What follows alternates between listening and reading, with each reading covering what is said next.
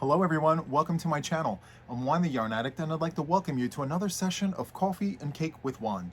If you're new here, hi, hello, and welcome. I'm super happy that you found me. If you're not new here and you're returning, well, welcome back. I'm super grateful and thankful you have returned.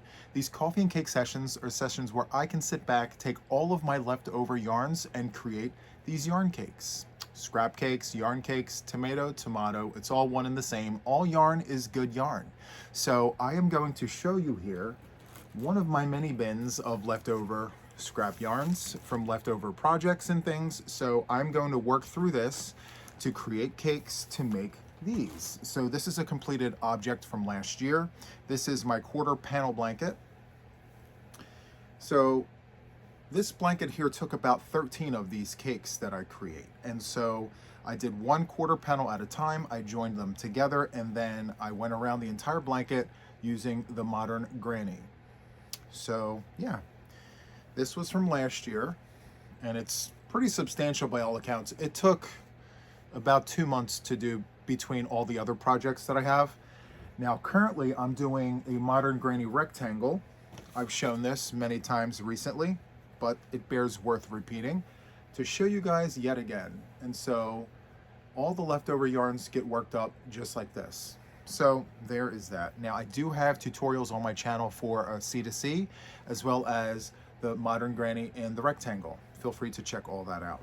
So I have coffee here, as I mentioned. I always come on to these shows with coffee. This is Dunkin' Donuts hazelnut coffee with caramel macchiato creamer, the refrigerated kind. It's all the things. Please make sure to give it a try if you haven't already. It's great. So I have my stand wood directly beneath the camera. I'm gonna slide this back just like this. I have a little portable table that I take with me everywhere. It goes from room to room. It's multi-purpose. I use it for literally everything. So I'm gonna put this over here. I have, as I mentioned, tons and tons of scraps, and there's no better way to make good use of them than to put them in a cake. So I showed you that. I have a bag here filled with leftover yarns from projects and things. And I don't really like having all of this lay. So if I can make cakes like that and stack the cakes into cake trays, I have these trays that I get from the $1.25 store, and it fits 6 of those in a tray. And then I stack the trays, and it's much neater for me that way. So let's go ahead and get this started. Now, because I have yarn balls instead of cakes, what I do is I take the bags out of my bin here.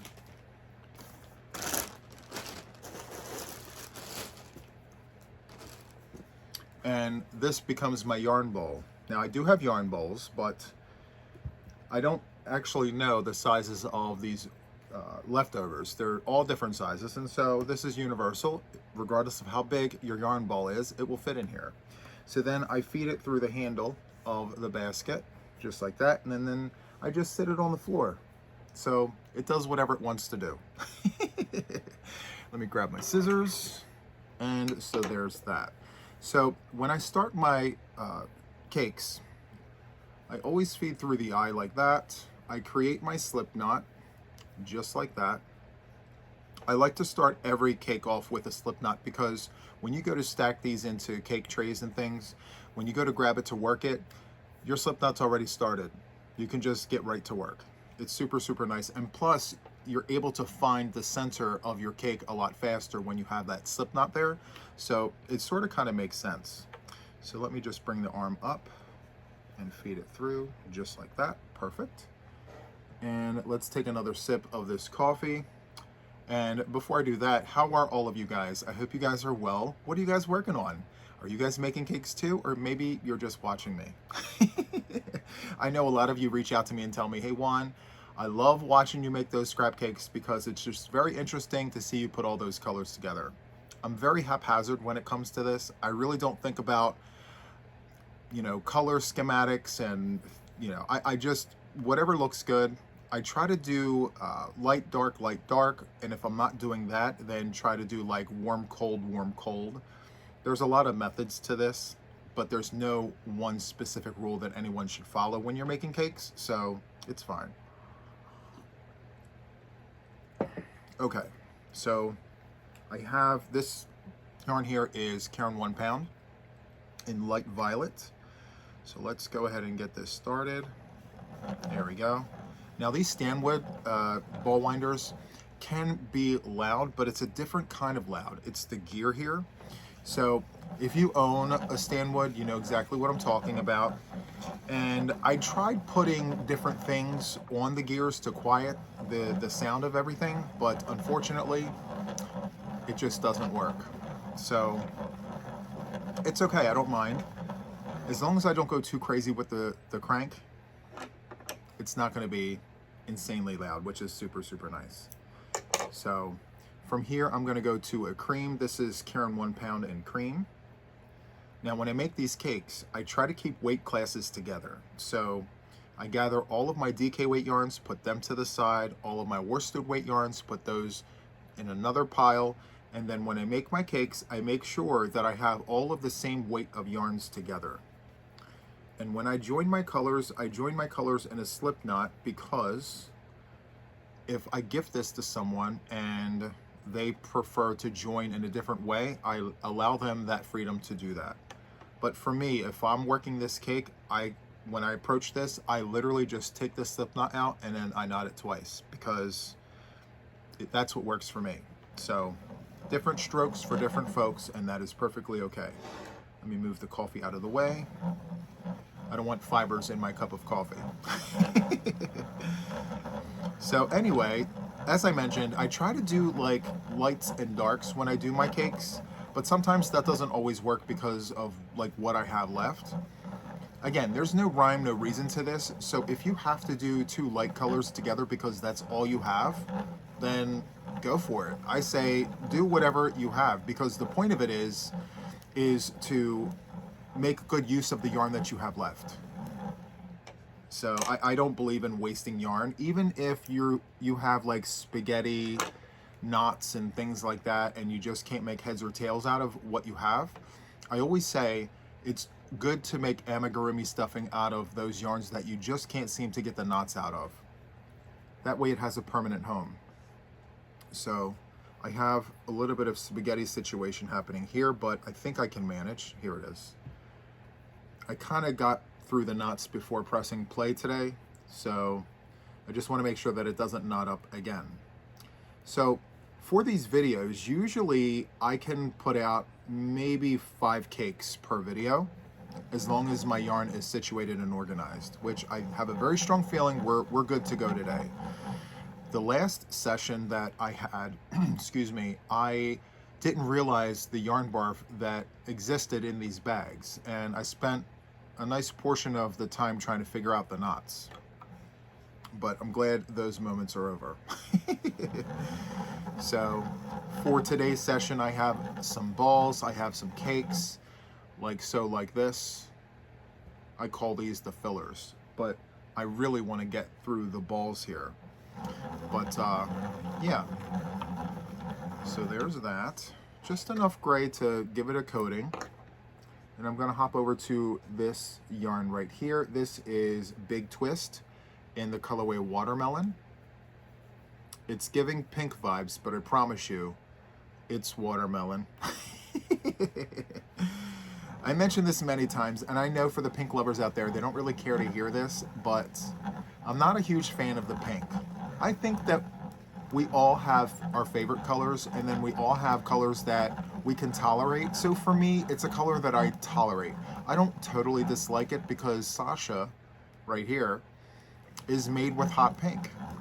And prior to me making Sasha, which by the way was my very first amigurumi, I really did not like the color pink. I was very passionate in that statement, but because I was a part of a contest where we had no choice but to use the color, I decided on that color. And while working it, I said, wait a minute, there's great contrast with this hot pink. This hot pink works with all these colors. And I said, okay, we're gonna do something with this pink. And as it turns out, I really enjoy the color hot pink. But as for the other colors, I'm not such a fan. So there will be a little bit of a crinkle alert when I go through these bags. Just putting that out there. Hoping to get through these yarn balls here. And I thought about making themed cakes. I think I mentioned that before. Before I do that though, I want to make sure that I can get through all of my yarn balls, because there's nothing more satisfying than knowing that your leftover yarns got worked up into a really awesome cake. So there's that. Let's hop back over to light violet. No rhyme, no reason. So that yarn ball had a lot of cutoffs. I got that from Ice Yarns. I think last year. You can buy their mixed lots, and part of their mixed lots is leftover yarns. And you can get like this huge bag of yarn balls for like 15 bucks. And so I tried it one time, and I said to myself, let's go, let's do this. But the one thing that I didn't realize was inside of these yarn balls were cutoffs. It wasn't a continuous run of yarn like you just saw. So whenever I get a chance, I pepper those in. It really doesn't offer much in terms of yardage, but for what it's worth, I'm actually working through it very, very slowly. So I'm okay with that. So there is that. I like this nice little coating. And what color are we gonna go onto next? Let's do some of this green. Maybe not. Maybe not. Let's hop over to this color here. This is another yarn ball from Ice. It looks like a football. I guess the way they wound it up. And you know what? Look at this. It's got a cutoff here. So maybe that's not a good choice. Let's see, we have a dark-ish color. Let's use yellow. Let's go to the yellow and see what becomes of this. I think it's gonna offer us a nice little coating. We shall see. That noise that you're hearing in the background, I call it the beast. It is frigid. The wind chill is -9 or -10 degrees outside right now. And yes, that is the only thing that's keeping this house hot. Or not hot, but warm. I have the fireplaces going. Yeah, it's just frigid. And it's moments like this that I cannot wait for spring to get here. Spring and fall are my two favorite seasons, because there's moments where it's not too hot and there's moments where it's not too cold. Give me one or the other of those two seasons and I'm good to go. Summer is good for a moment, but after a while you're like, okay, I've had enough of this. I had enough of the heat, I had enough of the humidity. It is time now to cool off. We all have those moments, and for those reasons, fall and spring are my go-to seasons. Those are also the two seasons where I crochet the most. So, I mean, I crochet every day, 365 days a year, but during those seasons, I call them my peak seasons. I try to crochet like you've never seen before. Like, I mean, right now we're in winter, so yes, I crochet a lot, but because it's so cold, there are days where I would rather just be bundled up under blankets instead of just sitting somewhere crocheting. Who am I kidding? What? I crochet a lot all the time. I mean, even in the summertime, I can't even believe I said that. No, I crochet all the time. Equally, a lot, all the time. That's just my habit, that's my nature. I love crocheting so much that I find myself doing it like as soon as I wake up. Before I have my first cup of coffee, I have to put some stitches on a project. I actually keep whips in my bedroom so that if I have moments where I can't sleep, I can just pull the whip basket next to me and do a few stitches until I can fall back asleep. It's either that or I pull out a book. But I would very much rather work on a project, especially now that, you know, I have a channel and all. So the more I can put into my work, the faster I can move on to other things. Not like that stopped me. That hasn't stopped me before, but you know, I really enjoy the fact that like I have whips in every room. As a matter of fact, I think I mentioned this in one of my most recent videos. I actually went through my entire house and gathered all of my whips. I have them listed. I have the progress of each written down and the outcome or the planned outcome of each of those whips. And I think I'm going to do a video about it. I think I'm going to just hold myself accountable and show all 25 of my whips, explain where I'm at with each one, and just document the fact that I've shown it so that when I show it again, it needs to have progress on it. I have to have progress on it because I can't keep the same whips in the house, you know? So for instance, my birthday blanket, I started that on my birthday, July 31st, 2024.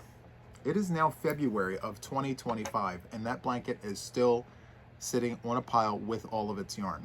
I have to do something with it. So that's just one classic example. My Annie M blanket was worked on, I think, before the birthday blanket. That's sitting across the room here.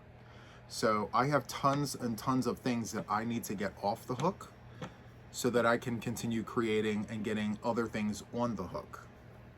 So, I mean, of course, I could just pile the whips up out of sight, out of mind, but I started them because I really wanted to do something with those projects. So, yeah. I just happened to finish this and not even mention the fact that we're finished. So, we're done the cake. We're finished. Let me do my patty cake, baker's man. Just like that. And there we go. Very, very nice. I'm loving the gray in this. We're gonna sit that right there. Very nice. Okay, moving on to the second one. So for me, I guess today for this coffee and cake with Juan, it's not about how many cakes I make, but the conversation. I usually try to stay on for about 45 minutes to an hour because a lot of people work on their whips. They just put me on for background noise. Some people sit and watch. They listen to the stories and things. It's completely up to you, but typically I put out about 5 cakes. I can't include this one right here, so I need to move this out of the way. So I'm thinking based on the timing and everything, we may put 4 out. We'll see. Oops, it would help if I did all of the things instead of just some of the things. So I have Karen 1 pounding cream back on the ball winder. And for the center, I really don't put too much into the center, only because I just like to change. I don't really like a thick center. It's just preference. I prefer to have just a little bit here to get us started, and then we move on to other things. So from here, I'm gonna put on some orange, just because, again, no rhyme, no reason. Now, when I go to make the themed cakes, like I wanna do something like a 4 seasons themed cake, where I think I already started it, where a bunch of cakes are like autumn cakes, winter cakes, spring cakes, and things like that.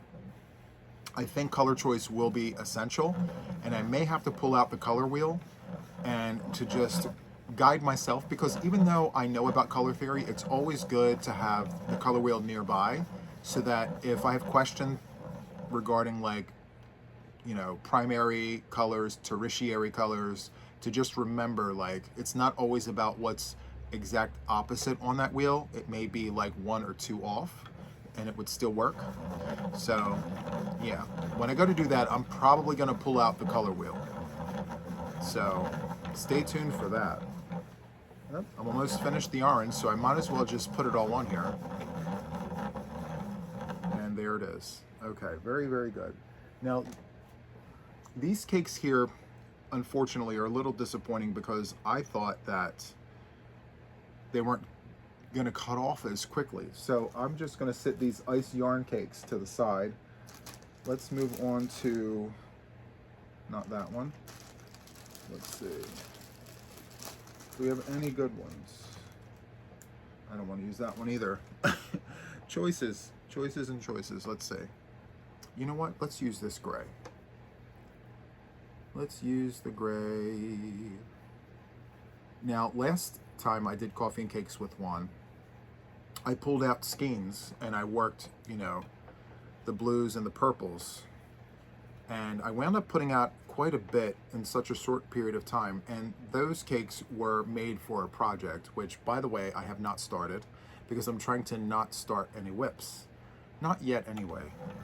And by the way, I don't count content for the channel a whip, if that makes any sense. And by that I mean like members patterns and projects specifically just for the channel. I don't count them as whips because I'm always showing them, I'm always working on them. So I have to keep that in mind as well. So there's that. Just a smidge of the gray. Let's see, what's on the other side of this? Maybe we can do the mint green. Let's do the mint green. All right, where are we? Let me put that down there and tie this to this. And let's go to town. Let's do the things. Very nice. Now these bigger yarn cakes have a tendency, I mean the yarn balls, they have a tendency to pull because of the weight of the ball. So even though it's in that container, it takes a moment to get itself together. There we go. And I remember this yarn, it specified on the skein that it was a 4-weight, but I recall saying to myself, this is a thin 4-weight. And that's the thing too, because sometimes yarns will misclassify. And I guess that's just on opinion, because if they place a number on the skein, obviously some sort of like testing happened, but maybe it was a different lot, maybe it was a different batch of fibers. I'm not sure what led them to believe that this was a 4. It's a very thin 4, like Burnett's Super Value. It's a very thin 4. That's the vibe that this is giving me. I almost lost my breath talking. So yeah, let's see here. What other colorways can I put on this? Let's do this. Just because it's a little ball, let's just take care of that. Let's feed that through. Let's do the things here. All right. In one of these bags, I think I remember seeing like a neon green. I need to do something with that colorway. Is it down there? Yes, it is. Okay. That's gonna be the next cake. I'm gonna work up some neon green, some gray, blue, yellow. Yeah, we need to do that. But first we need to get through this cake, which by all accounts feels like it's taking forever. It's my fault actually, because, you know, I have everything next to me and not in front of me. What are we doing here? No, I don't want to use those. Let's do yellow.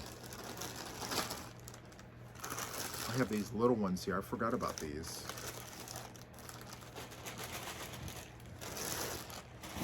All right, let's put yellow on. All right, we're tying on the yellow. After this, I need a sip of coffee.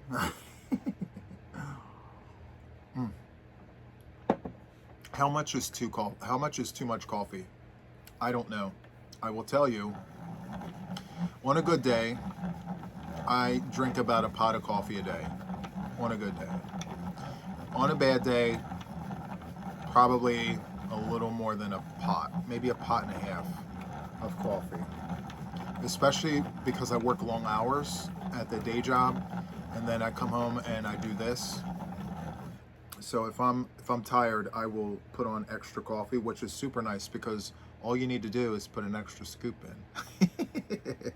Do the extra scoop and it gives you that big burst of energy, which is exactly what the doctor ordered. You know, we want to make sure that we're energetic. We want to make sure that, you know, we're not appearing tired, even though, you know, I may have just put in 14 hours at the day job. But yeah, coffee is such a lifesaver for me. Now, every now and then I will pepper tea into my situation. So if, you know, no one's really asked me, like, hey Juan, what kind of tea do you drink? So there's a tea that I drink. It's called Bromley tea. I think my aunt actually got me hooked on it. And every now and then, when I find it, I get it. Other than that, I will do Bigelow. I will do like a Bigelow tea. And I'm not really picky on flavors. I will take whatever is there. And there isn't really a tea that I don't care for. I like all of the teas. And some of the teas I won't put creamer in, and some I will. Like Earl Grey, I will put, you know, like a cream in. But like a lemon tea, like a lemon zing tea, I won't. I will put honey in my tea and just let it be what it is. I find a lot of comfort in simplicity. And so without complicating my cup of tea, sometimes simple is good, right? So I'm no tea expert, but I just go with what my palate wants, you know? I try to be as simple as possible with that kind of thing. Like even my coffees, you know, I'm pretty simple. I'm literally down to like 3 or 4 of like favorite coffees. Dunkin' Donuts obviously being the #1 favorite. But yeah, Dunkin' Donuts is my #1 favorite. The HEB coffee is up there. And if I had to pick a top 3, what would the third one be? I think the third one would be, it's very close. I do like Cafe Bustelo. I really do like that. It's very, very strong espresso coffee. And again, because I need that pick-me-up, it's a great go-to for a pick-me-up, for sure. So I do, and plus I like the brick. I like the Cafe Bustelo in the brick. I know it comes in different ways, but there's just something about, you know, cracking it open and listening to the tss, letting the air come into the package. There's just something about that that I really enjoy. It lets me know like it's fresh. Yeah, so I really enjoy that. But my Dunkin' Donuts coffee doesn't come that way, and I'm okay with it because I drink so much of it that it doesn't have a chance to sit and age and do any of those things. I have to have my Dunkin' Donuts coffee. Now, I've tried other flavors of Dunkin' Donut coffee, and I really don't care for them. I'm very specific with my Dunkin' Donuts, and I don't know why that is. Now, I've tried other ones like pumpkin spice, and I'll drink it. Of course, I'll drink anything Dunkin' Donuts, but I just have a preference, and I don't know. I'm just one of those guys that likes what he likes. I keep it simple. And if I could just find a skein, or yeah, maybe we need to end this with gray. Let's see what we can do here. Let's see the things. Okay, so that's not it. That was actually the outside. These older skeins are very hit or miss. Sometimes you can get the center, sometimes you cannot, and it is a battle. It is a battle to the finish. Especially if the skeins have been sitting for years and years and years. Sometimes you really have to fight your way to get through that skein from the center all the way out. I have this one skein of Red Heart Super Saver variegated yarn in the colorway Earthy. It's all the earth tones, the jewel tones.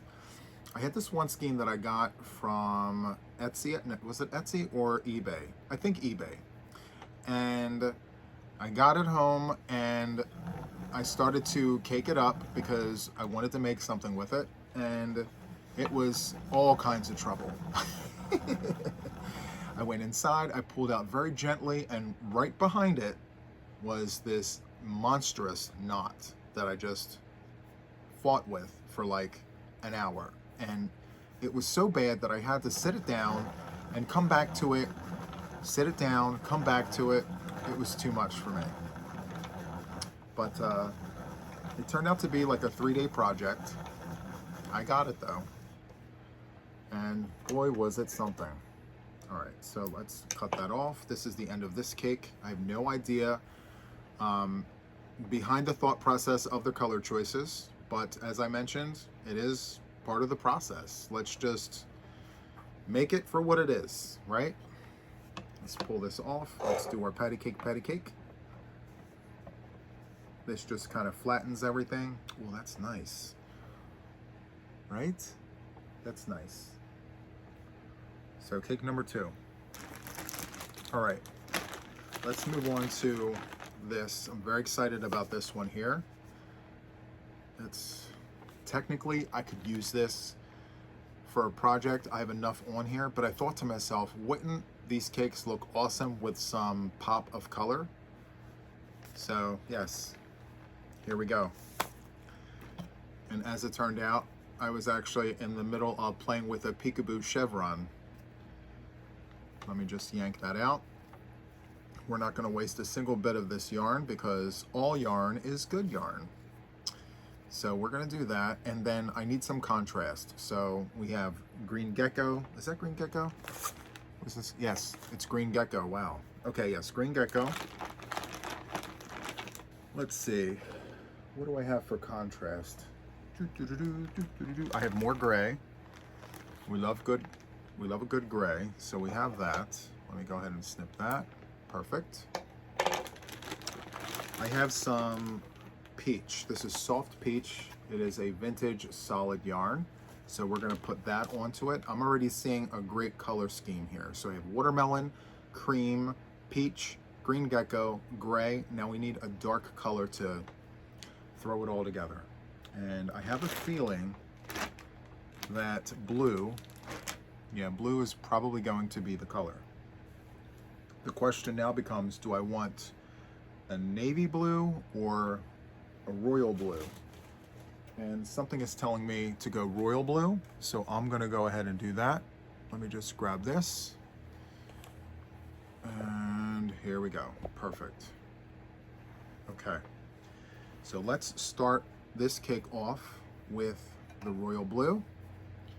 And now that I have a color scheme here, and I've worked up a few of the balls here, we can speed this up and maybe make 2 back-to-back cakes with the same color theme. I did it again. I put it on the cylinder without putting it through the eye. Oh my. Another sip of coffee. Delicious. Okay, so maybe I need to pull some of this out of here. This is just a random skein that's been sitting around forever and a day. And I thought, you know, it's a great filler. It's a great way to make good use of this yarn. So let's do it.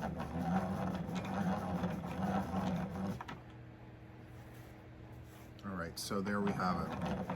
Okay, if you're still here, thank you so much for watching. Thank you so much for hanging out with me. I don't know how long this is going to run. Maybe not 4 cakes, we'll see. We're just gonna let the process go the way it goes, right? So here's that. Something's telling me to grab the peach, so I'm just gonna do that. Just grab it and let it go. So there's that. I find this a lot of fun.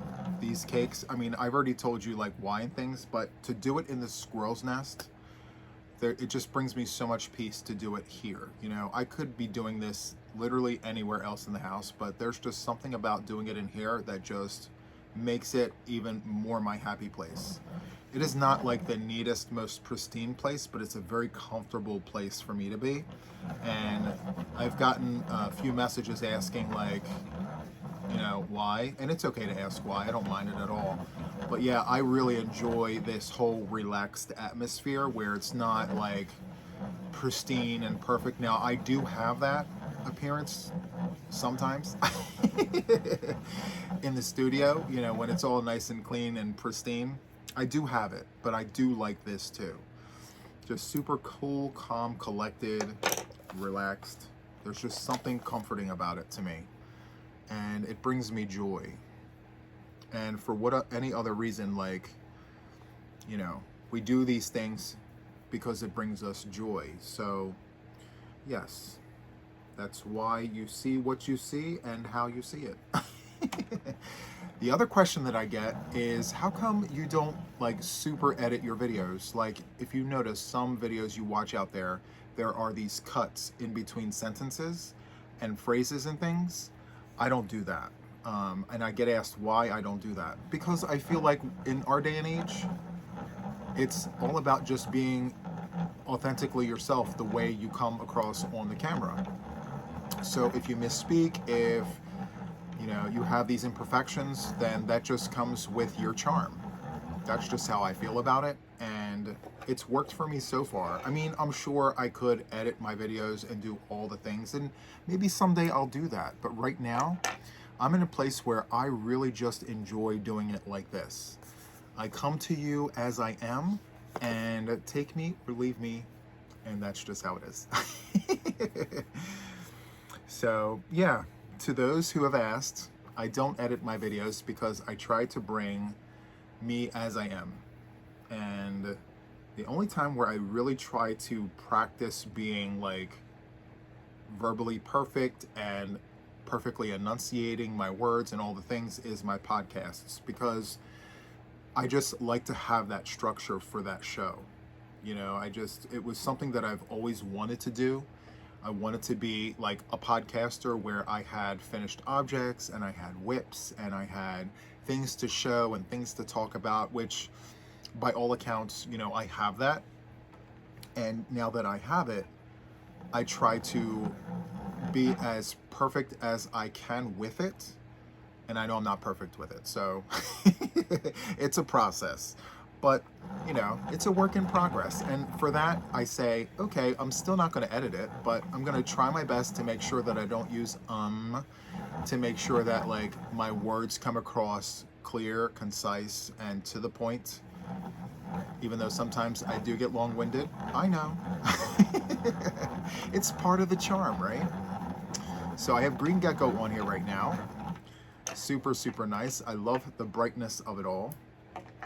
And I'm going to put blue back on here. Yes, we are. I'm going to place blue on here because it's a great contrast. Now, I could have done the gray. I may do that before the cake runs out. I may do green gecko and then gray. But wait, didn't I just do that? Yes, I did. So we're not going to do that. We're not going to do that because we just did it. All right. It needs some space. This is a really tight skein. Tightly packed. Let's get some of this out of here. Okay, there we go. And I know that I could be working these full skeins up into projects, but sometimes it's okay to just use your leftover yarns, These don't have ball bands on them. Not that it's necessary, but, I'd rather use this skein than a skein that does have the ball band on it. So I can look at the yardage, I can look at the ounces, the recommended hook size, and all the things. So if it doesn't have a ball band on it, it is fair game. And when it does have a ball band on it, it's still fair game. All yarn is good yarn. I say that all the time. I think I've said it like 3 times in this video alone. So yeah, I just love all yarn. Yes, well, okay. There are yarns that I don't care for, and I just need to make a public service announcement. So those novelty yarns, I'm not a huge fan of novelty yarn.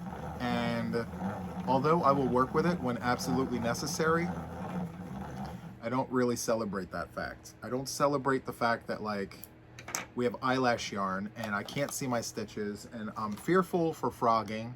I'm afraid to pull my work back because I have no idea if it's going to snag or if it's going to create issues or any of the things. So yes, I'm very fearful for eyelash yarn or Jacob's ladder yarn or any kind of yarn that has difficulty frogging back. I really like seeing my stitch definition. I like looking at all the loops and the hoops and things, and so any yarn that allows me to see all of that, those are the yarns that I really enjoy. I don't really care for halo yarn like mohair, and now see, if I work with mohair, I have to run it with something, and the other thing that I run it with cannot have any halo on it whatsoever.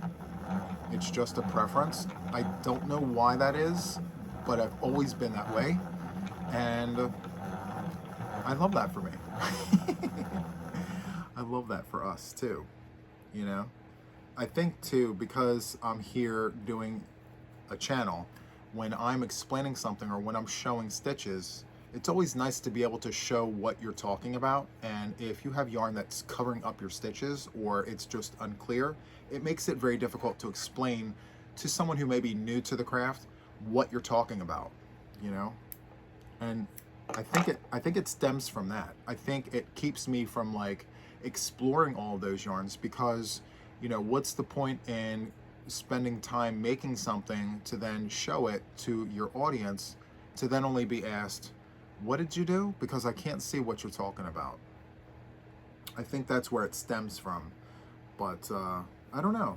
Someday maybe I will be a huge Halo fan, a huge eyelash yarn fan. Right now is not that time. And that's okay. You know, I really do enjoy seeing other people use it and crochet with it and make wonderful, wonderful makes with it.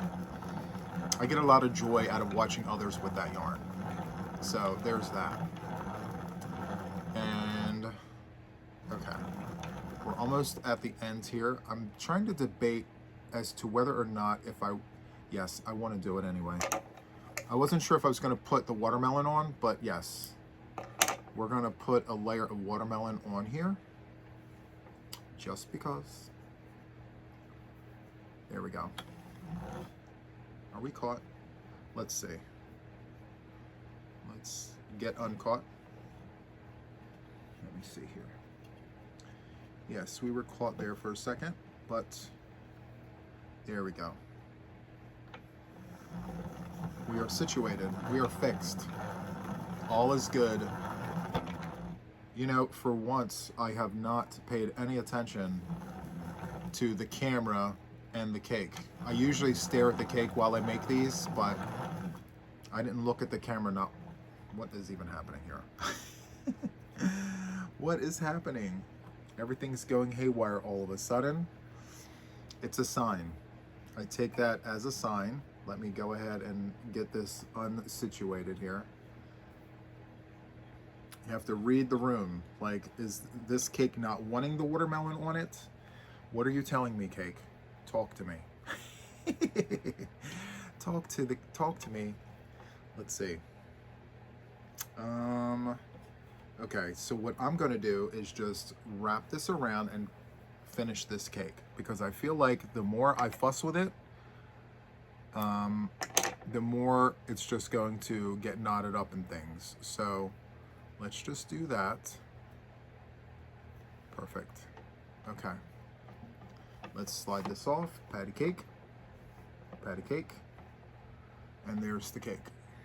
Very, very nice. We could have done well with some more green on the outer bands here. Just having that one center of green just really isn't that much fun. All right, let's undo this. I have no idea what I did. I was in the middle of a sentence, and then before I knew it,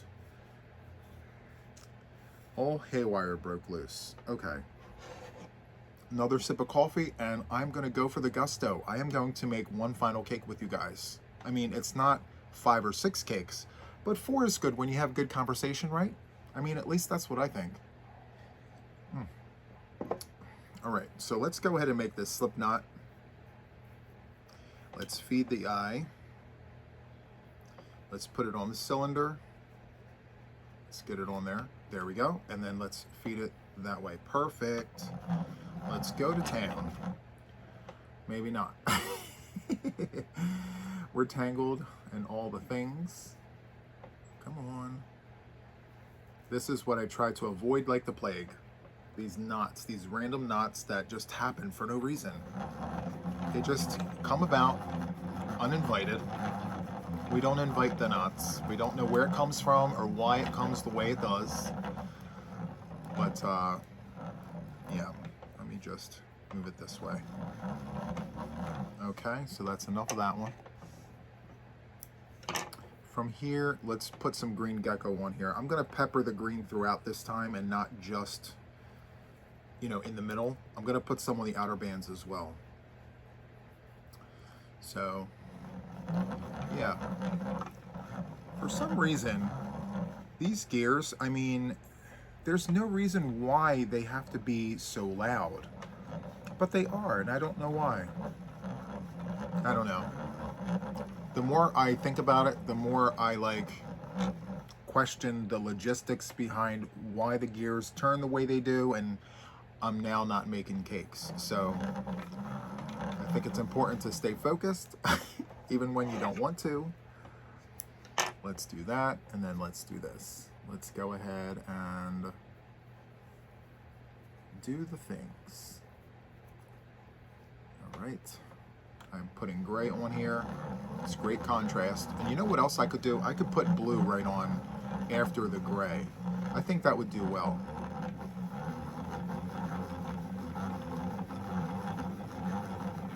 Very nice. Okay. It's a fight to the finish, my friends. It's a fight to the finish. We have to get to the end of this cake. I know we can do it. It is possible. Come on, there we go. Now, what's happening? Okay, let me bring this over here. There we go.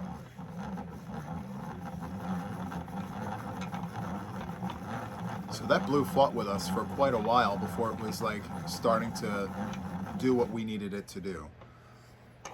All right, so there's enough of that. And then let's go to this cream. Perfect.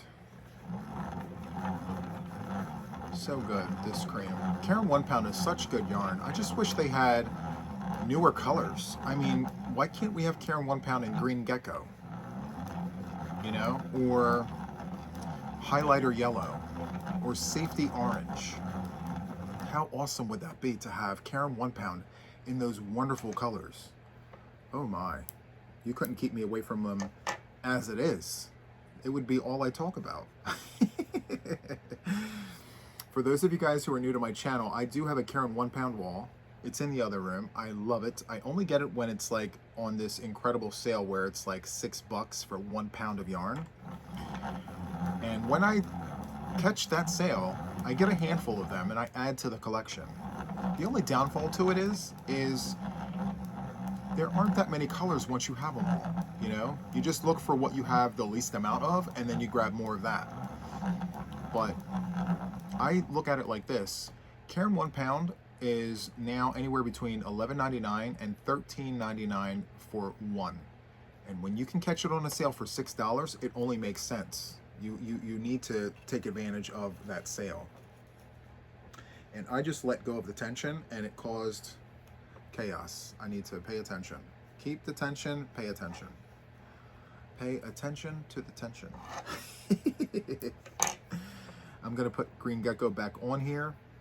As I mentioned, I wanted to have multiple bands of that green, so we're gonna go ahead and do that. I'm not so sure how, well, that's actually not bad. Watermelon with green gecko, that's actually a nice combination. I wouldn't have thought of that. But now that I think about it, watermelon does have a green rind on the outside, right? Like a skin. So I guess that does make sense. How about it? How about that? I was about to say, how about it? How about it? All right, so now I'm gonna put blue back on here. We can do this, guys. We're gonna have 4 completed cakes before the end of this session. Usually I'm a lot quicker with this, but for some reason I feel compelled to just keep talking and just, yes, the gift of gab has its benefits, its perks, and also its setbacks. So, yeah, it's okay. I don't mind it. I mean, I'm going to be doing many, many more of these sessions, so it's good. As I work through projects, I have new leftovers, and those leftovers need homes. So I will continue to make these cakes, and I will work these cakes up into projects like the ones I've shown you. And they also make great gifts. So I have gifted out these scrap cakes to my channel many times, and when I run out of room, they become great gifts. They become great giveaways, and yeah, it's a great source of inspiration. Like, you can see the colors and think to yourself, all right, well, what can I make with these colors? What colors can I add to the cake to make these colors pop, you know? It's a great challenge, you know? Add a color to the cake that's not already on it to really accentuate those colors. Did I just create a challenge? I'm gonna have to take a note on that. You heard it here first, friends. All right, so it's probably something that's already been out there many, many times, and I'm just now catching up. I have a tendency to do that. I fall behind on the times, you know. I keep my head down, I focus on my work because I am so busy, and I lose sight of like what's already been out there. And then I'm like, ooh, this is a great idea. And then everyone's giving me the side eye. Juan, we've already been doing that. Oh, I find it hilarious. I love it. I'm gonna finish up this yellow. This yellow cake is literally about done. I just have to go nice and slow so it doesn't knot up like that. Come on. The green gecko is trying to get tied up into it. All right. We can do this without it getting knotted, I hope. Let's see. Come on. Can we do it? Can we do it? Yes, we can. All right. Let me just keep the tension nice and tight on this so we don't lose sight of what we need to do here. Is this going to be amigurumi stuffing? Because no, it's not. Okay, great. I love it when we make good use of the yarn. I mean, amigurumi stuffing is good use, you know? It is good use of the yarn. At least it's not going into the bin. That was wrapped entirely too many times, but that's okay. I don't mind it. I'm just gonna wrap it around like that. And so let's take it off the cylinder here. Boop. Patty cake, baker's man. That's actually a fun cake. You can't really see the inside band of that marshmallow. Why did I say marshmallow? Watermelon. Marshmallow. I don't know. So let's take a look at these cakes that we made for this session of coffee and cake with Juan. So we have this one here, which is super, super nice. We then have this one, very nice. They're all very nice. We love these. We love these for us. And here we are. These are going to make great additions to a scrap project or something of that sort. So anyway, guys, if you made it to the end of this video, thank you so much for watching. I really do appreciate it. Don't forget to do all the things, like, share, subscribe, and all of that. I would greatly appreciate the support. So that is all from me for now. And until the next one, guys, take care. Bye.